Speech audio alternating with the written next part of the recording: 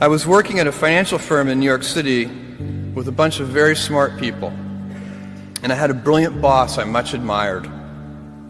I went to my boss and told him I was going to start a company selling books on the internet. He took me on a long walk in Central Park, listened carefully to me, and finally said, "That sounds like a really good idea, but it would be an even better idea for someone who didn't already have a good job." That logic made some sense to me, and he convinced me to think about it for 48 hours before making a final decision. Seen in that light, it really was a difficult choice, but ultimately, I decided I had to give it a shot. I didn't think I'd regret trying and failing, and I suspected I would always be haunted by a decision to not try at all. After much consideration, I took the less safe path to follow my passion, and I'm proud of that choice.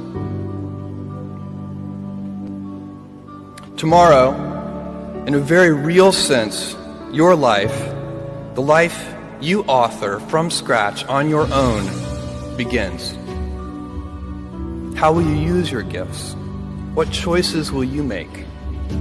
Will inertia be your guide, or will you follow your passions? Will you follow dogma, or will you be original?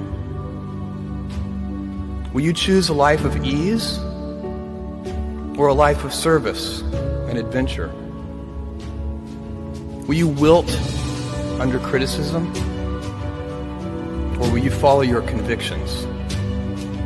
Will you bluff it out when you're wrong, or will you apologize? Will you guard your heart against rejection, or will you act when you fall in love? Will you play it safe, or will you be a little bit swashbuckling? When it's tough, will you give up, or will you be relentless? Will you be a cynic, or will you be a builder? Will you be clever at the expense of others, or will you be kind?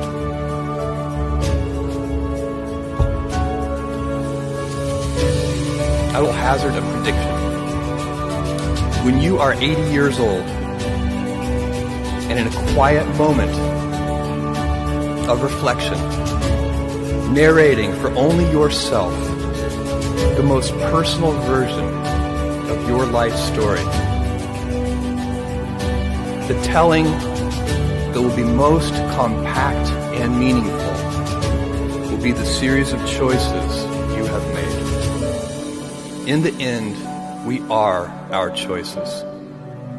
Build yourself a great story. Thank you and good luck.